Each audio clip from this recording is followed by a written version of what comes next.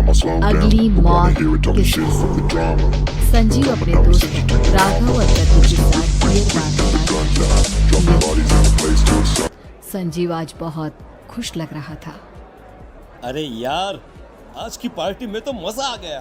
तुम दोनों दोस्तों के साथ तो मेरी जिंदगी इतनी अच्छी है कि क्या बताऊं कितनी अच्छी है। अरे भाई, अब दोस्ती की है तो जीना मरना सब साथ में। हाँ अरे अरे यार सुनो, जल्दी से एक बियर और ऑर्डर करते हैं ना, एक आखिरी, और उसके बाद ये जश्न यहीं खत्म हो जाएगा। अरे हाँ हाँ, क्यों नहीं। वेटर, जल्दी से 2 बियर की बोतल लेकर आओ। आज मेरे दोस्तों को जश्न मनाना है, क्यों? इतने में वहां पर एक बहुत सुंदर लड़की छोटे छोटे कपड़े पहनकर हाथ में बियर की बोतल लेकर उसके पास आती है। ये लीजिए, आपने बियर ऑर्डर की थी ना, मैं लेकर आ गई। क्या बात है यार, इस बार की वेटर तो बड़ी सुंदर है। अब बियर लेकर आई हो तो अपने हाथों से ही पिला दो ना। हाँ हाँ, क्यों नहीं, जैसा आप बोलोगे मैं वैसा ही करूँगी। क्या बात है यार, अब तो लगता है रोज यहीं आना पड़ेगा। उसके बाद वो लड़की उन तीनों को बियर सर्व कर देती है।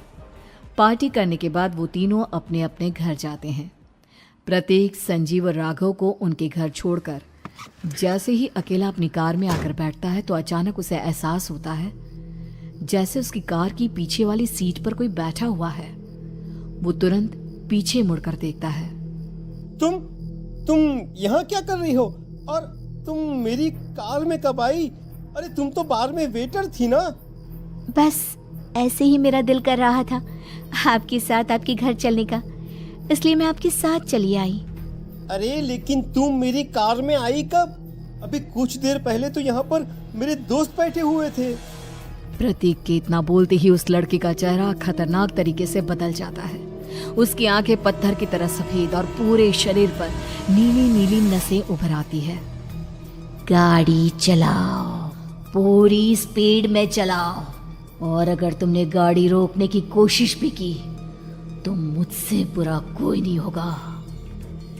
डर की वजह से प्रतीक के पसीने छूटने लगते हैं। उसका शरीर बुरी तरह से कांप रहा था। प्रतीक बिना कुछ सोचे समझे कार को फुल स्पीड से चलाना शुरू करता है। चलते चलते वो शहर से दूर एक पहाड़ी पर पहुंच जाता है और सामने अब सिर्फ पहाड़ी का किनारा दिख रहा है, जिसे देख प्रतीक घबराकर अचानक से कार को ब्रेक लगाता है। देखो देखो देखो देखो, मुझे छोड़ दो मुझे। अगर मैंने गाड़ी जरा सी भी आगे बढ़ाई तो हम दोनों नीचे गिरकर मर जाएंगे। ये तो तुम्हें पहले सोचना चाहिए था ना। अब कुछ नहीं हो सकता।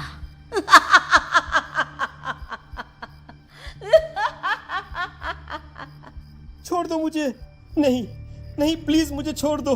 प्लीज मुझे जाने दो। छोड़ दो मुझे। गाड़ी आगे बढ़ाओ। और तभी अचानक से बिना प्रतीक के स्टार्ट किए उनकी कार आगे बढ़ती है और गहरी खाई में गिर जाती है। उसके चीखने की आवाज एक चारों तरफ सुनाई देती है।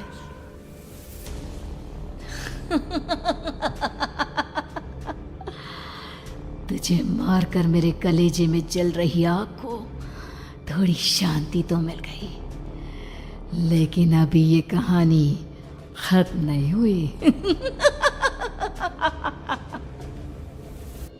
और फिर अगले दिन राघव और संजीव को पता चलता है कि प्रतीक की पहाड़ी से नीचे गिरकर मौत हो गई। अरे कल रात की तो बात है यार, हम सब बैठकर पार्टी कर रहे थे, लेकिन मेरी एक बात समझ में नहीं आ रही। राघव शहर से इतना बाहर उस पहाड़ी पर इतनी रात को क्या करने गया था? अरे यार, वही सोचकर तो मैं भी परेशान हूँ। हम दोनों को छोड़ने के बाद तो वो सीधा अपने घर जाने वाला था, और वो आत्महत्या क्यों करेगा भाई? कल रात तक वो कितना खुश था, हमारे साथ सेलिब्रेट कर रहा था। हाँ, लेकिन पुलिस ने तो यही कहा है कि प्रतीक ने अपनी कार को जानबूझकर पहाड़ी से नीचे गिरा दिया और आत्महत्या कर ली। अरे यार संजीव, मेरी तो कुछ भी समझ में नहीं आ रहा है।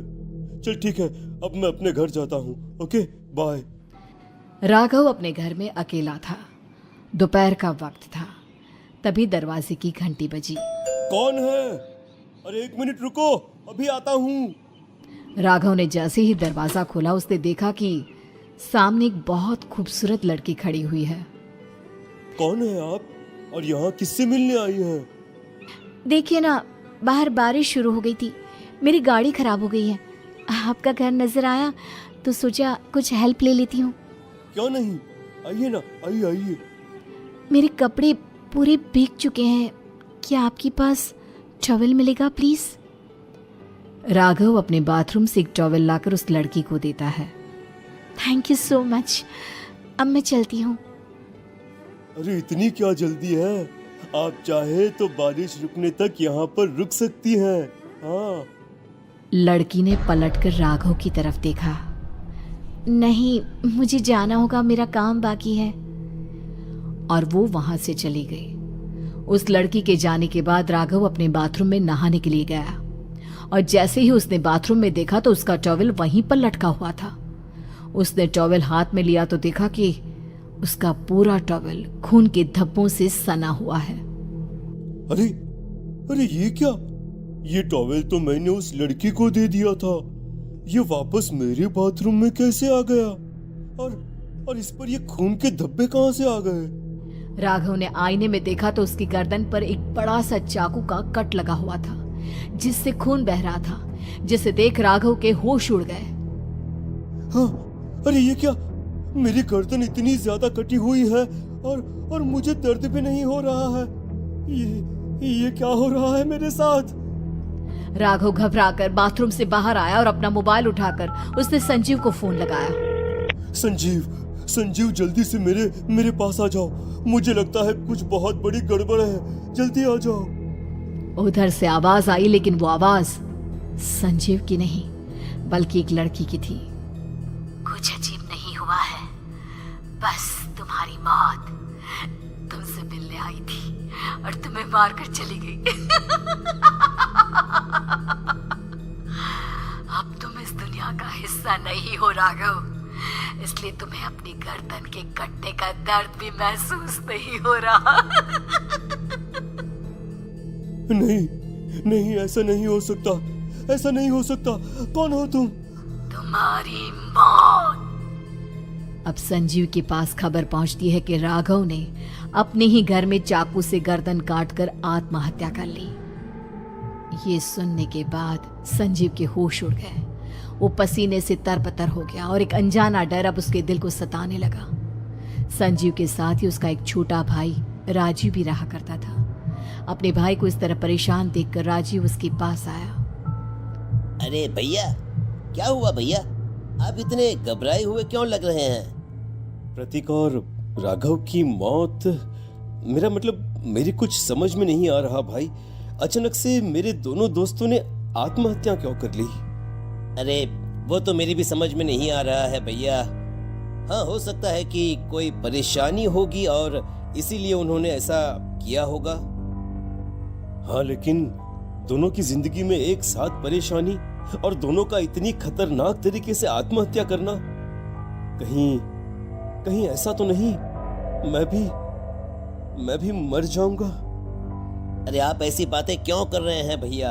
वैसे ही मैं इतना परेशान हूँ। जब से अंजलि ने मेरा साथ छोड़ा है तब से सब कुछ बहुत अजीब सा हो गया है।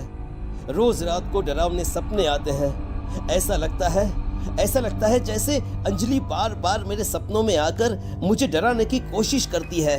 अंजलि का नाम सुनते ही संजीव की आंखें फट गई और उसके गले में आवाज अटक गई। उसके चेहरे पर घबराहट साफ नजर आ रही थी। कौन थी वो लड़की जिसने प्रतीक और राघव को आत्महत्या की आड़ में मौत